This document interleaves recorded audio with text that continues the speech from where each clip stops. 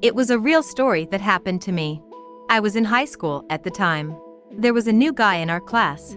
This guy was tall and handsome. A lot of girls liked him and didn't mind going out with him. I was almost the only one who was indifferent to him. He made a repulsive impression on me. Something about him was lustful and animalistic, and I didn't like guys like that. This guy noticed that, and it wasn't pleasant for him. He wasn't used to girls being able to ignore him. One night we got together as a whole class in front of the school building. We just chatted and laughed and joked, and when we got tired of it, we decided to go home. I was walking home with my friend. At the crossroads we said goodbye, and I walked down the road toward my house. Suddenly, I heard someone following me. When I looked around, I saw 3 guys from my class, Jack and Larry, and with them was this new guy. He asked me to go for a walk, saying that they had something to say to me. I told him I had nothing to talk to them about, and more than that, I didn't want to go for a walk, and then I went into the yard of my house. But I was still curious about what our guys wanted to talk to me about, which I had never seen before. And why was the new guy taking such an unhealthy interest in me? Maybe because he was hurt by my lack of attention to him. And why did they suddenly decide to follow me? Why didn't they come when I walked with my friend to the intersection?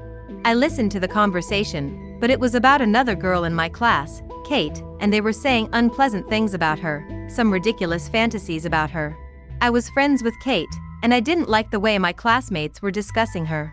I walked out the gate and told the guys that gossiping about my friend was inappropriate and it would be better for them to shut up.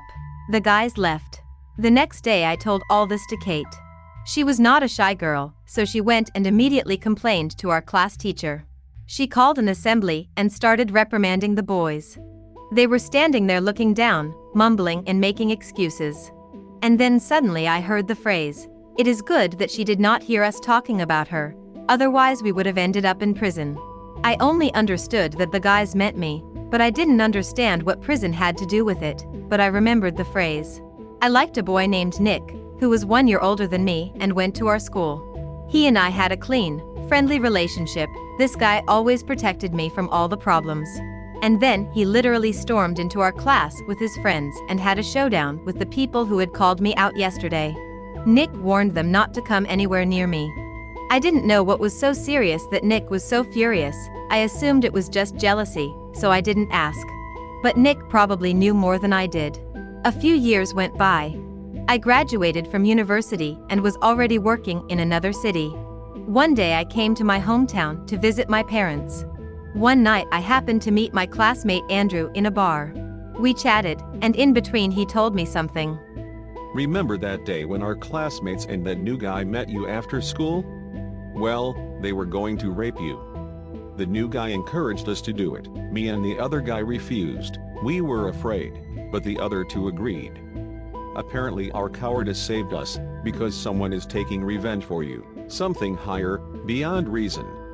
Even though the rape didn't happen, all 3 of us were terribly punished for our mere thoughts. Even after school, when you went to another town, one of those guys, Jack, was swept by a wave into the ocean and crashed on the rocks. The interesting thing is that the ocean was calm then. Where that wave came from, no one still understands. And there were quite a lot of people on the beach that day, but the wave took only Jack. You can't have a wave like that without a storm, and a wave can't hit a specific person. Larry's second guy was electrocuted, and his death didn't look like an accident either. Larry was struck by a broken high-voltage wire. The weather was quiet that day too, and it's still unclear where the sudden gust of wind came from that severed the wire. Larry was burned alive. Andrew was silent, staring thoughtfully at one point. Taking a sip of beer, he continued. That new guy died the worst of all. A tree had just fallen on him, and the boy was dying under it very slowly and painfully. How could a sturdy tree just fall like that? What invisible huge force pushed it? It pushed him so hard that the tree fell on the man. Do you realize that all 3 were killed by an invisible hand, using the forces of nature? And all 3 happened on the same day. I don't believe in such coincidences. I was shocked. How could it be? I felt sorry for those guys, but after a second I imagined what would have happened if they had managed to rape me. I wouldn't have been able to live with that, at that age. Even though those guys hadn't committed a crime, they were punished as if they had. Maybe if they were ready to do something like that, they could do something like that to other girls in the future. Now none of us are destined to find out. A couple of years later, I happened to talk to a clairvoyant known in narrow circles. I told her the story, to which the clairvoyant answered, It was your angel. He came to you through your father's line. He is 300 years old. He is non-material, but I can see him. Right now he is behind you. He looks unusual. His clothes are red with gold.